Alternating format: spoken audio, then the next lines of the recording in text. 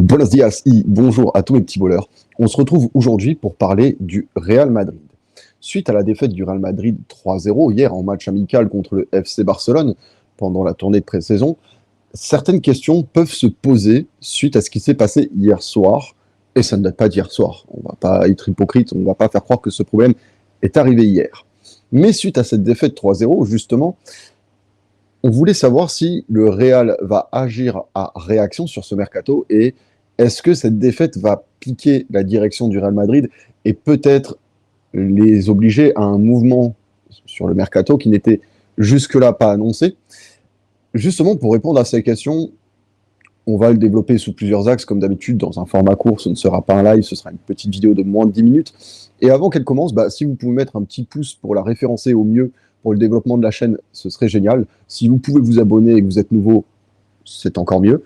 Et justement, maintenant que j'ai fait ce petit disclaimer, je vous propose qu'on rentre dans le vif du sujet. La première question que je me posais suite à la défaite du Real Madrid hier contre le FC Barcelone en match amical, enfin hier, tard dans la nuit, est-ce que cette défaite aura le même impact sur la direction du Real Madrid et son mercato que la défaite contre Manchester City en demi-finale de Ligue des Champions? Pas forcément, dans le sens où on sait que on est en match de préparation. Bien que ce soit une défaite en classico contre le FC Barcelone, on reste sur un match de préparation, donc sur une compétition non officielle. C'est pas la même chose que de perdre et de prendre littéralement une leçon de football en demi-finale de Ligue des Champions en Mondiovision. Il faut rester quand même sur des critères un peu plus légitimes. Mais voilà, il faut dire ce qui est, ce match il révèle quand même des carences, si on peut le dire ainsi, du côté du Real Madrid, et je pense pas que ces carences elles soient liées à la création d'occasions. En effet, Carlo Ancelotti a mis en place un 4-4 de losange qui rappellera le 4-4 de losange qu'il mettait en place à l'époque de l'AC Milan, pour ceux qui s'en rappellent. Et justement, quand tu vois cette composition et le fait que le Real Madrid arrive à tirer 29 fois au but contre le FC Barcelone, tu dis que le problème, il n'est pas dans la création d'occasions, mais plus dans la finition des occasions. Et du coup, prochaine question que je m'amène à me poser suite à ce petit constat, c'est quel est le réel manque pour le Real Madrid aujourd'hui? Et quand je parle de manque, je vais parler de profil de joueur. Parce que, bien évidemment, au vu de l'affiche, tout le monde pourrait s'attendre à ce que le Real Madrid surréagisse à cette défaite et mette le paquet sur Kylian Mbappé. Seulement, est-ce que Kylian Mbappé est forcément la réponse la plus adaptée à l'effectif du Real Madrid aujourd'hui? Pas forcément. On en revient finalement à ma vidéo du mercato idéal du Real Madrid, où je disais que justement, Mbappé est un très très bon joueur. Le mettre au Real Madrid n'empêchera pas qu'il soit bon et n'empêchera pas que Vinicius soit bon. Seulement, tu n'arriveras pas à tirer le meilleur des deux en même temps parce que les deux ont des zones de jeu préférentielles.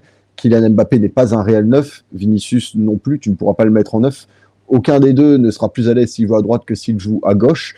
Et forcément, je pense qu'il peut y avoir plus concurrence que complémentarité au final entre les deux. Et au final, tu ne répondras pas aux besoins de l'effectif du Real parce que tu n'iras pas chercher un réel neuf. Ce réel neuf, pour moi, c'est plutôt Harry Kane parce que le Real Madrid vient de perdre Benzema, cet attaquant qui peut marquer autant de buts qu'on en attend d'un neuf, mais qui aussi va faire jouer les autres et permettre aux autres de marquer des buts. Et finalement, ce profil de jeu de Benzema, tu le retrouves chez très très peu d'attaquants aujourd'hui. Il y a Lewandowski, mais il joue actuellement au Barça et ça semble compliqué de transférer un attaquant du FC Barcelone au Real Madrid. Et l'autre s'appelle Harry Kane.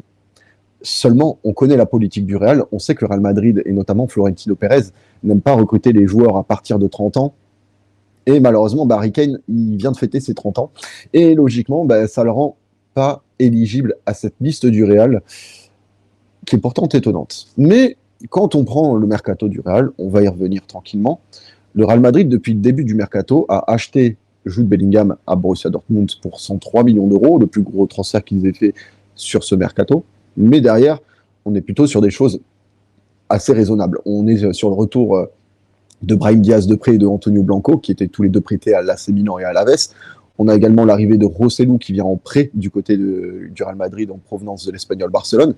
Et il reste l'inconnu Arda Güler, dont on ne connaît pas le réel montant du transfert. On sait que c'est autour de 15-20 millions d'euros, mais on parle de prime à la signature pour le joueur et sa famille. Donc, je vais rester sur le prix de base fixé par Transfer Market et le temps nous donnera les réels chiffres de son transfert. Et également Fran Garcia au poste d'arrière gauche pour 5 millions d'euros. Et tu te rends compte que jusque-là, le mercato du Real, il est très cohérent. Et justement, du fait de la cohérence du mercato du Real, la question suivante que je me pose, c'est Est-ce qu'il va y avoir un prochain gros coup de la part du Real Madrid?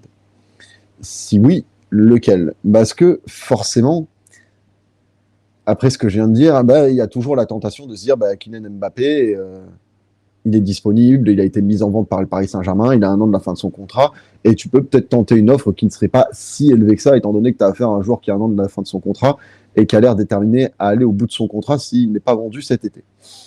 Donc justement, est-ce que cette solution ressemble pas un peu trop à la solution de facilité? Dans le sens où, justement, tu pourrais dire, bah, Kylian Mbappé, c'est le profil idoine pour le Real Madrid, il marque ses 50 buts par saison.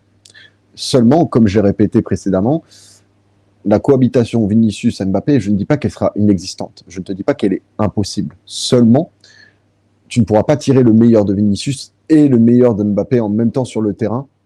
Surtout quand on voit bah, le 4-4 de losange actuel du Real Madrid. J'ai du mal à croire que Vinicius soit plus à l'aise à la pointe de l'attaque à 2 avec Mbappé que s'il évoluait dans un 4-3-3 avec un 9 qui est capable de faire jouer les autres, comme je l'évoquais précédemment avec le cas de Harry Kane. Si tu joues dans un 4-3-3 avec ailier droit, enfin Rodrigo, ailier droit, Kane, qui jouerait le rôle de 9, et Vinicius à gauche, au final, tu arriverais à maintenir le meilleur de Vinicius tout en prenant le meilleur de Kane, et en fait, la cohabitation serait beaucoup plus évidente.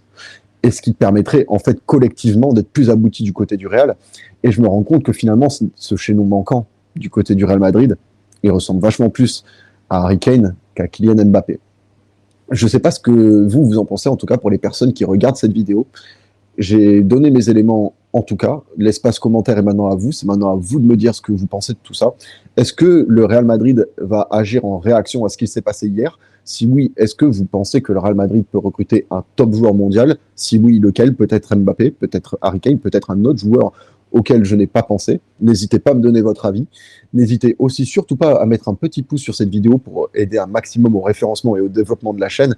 Sinon, ça veut dire que vous regardez du contenu que vous n'aimez pas. Et n'hésitez surtout pas aussi à vous abonner si vous êtes nouveau dans cette aventure, afin qu'on soit de plus en plus nombreux et qu'on puisse de mieux en mieux développer cette chaîne. Merci à tous en tout cas d'avoir pris ce petit moment du dimanche pour m'écouter. C'était un petit puzzle de mots et de pensées que le football espagnol représentait.